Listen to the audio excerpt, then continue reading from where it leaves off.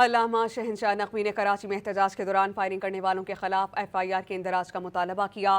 Press conference کرتے ہوئے واضح کیا کہ جو احتجاج کرنا تھا آج کر لیا، اب کوئی دھرنا نہیں ہوگا بلکہ سوگ منایا جائے گا۔ لوگوں نے جو فائرنگ کی ہے اور ڈائریکٹ فائرنگ کی ہے، گولیاں ماری ہیں، ہماری خواتین کو گولیاں ماری ہیں۔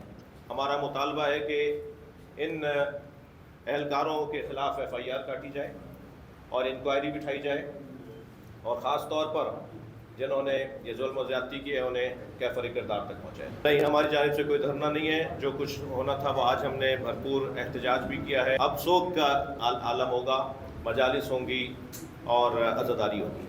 علامہ شہنشاہ نقوی نے کراچی میں احتجاج کے دوران فائرنگ کرنے والوں کے خلاف FIR کے اندراج کا مطالبہ کیا۔ پریس کانفرنس کرتے ہوئے واضح کیا کہ جو احتجاج کرنا تھا آج کر لیا، اب کوئی دھرنا نہیں ہوگا بلکہ سوگ منایا جائے گا۔ لوگوں نے جو فائرنگ کی ہے اور ڈائریکٹ فائرنگ کی ہے، گولیاں ماری ہیں، ہماری خواتین کو گولیاں ماری ہیں۔